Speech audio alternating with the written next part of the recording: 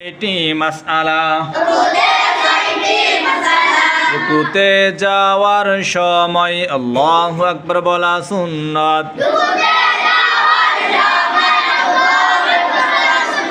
রুকু করা ফরজ, রুকুতে দেরি করা ওয়াজিব।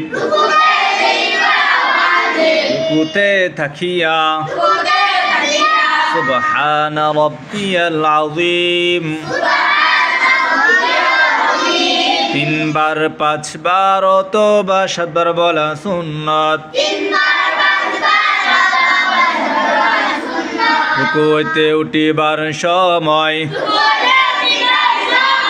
সামি আল্লাহু লিমান হামিদা রব্বানা লাকাল হামদু বলা সুন্নাত।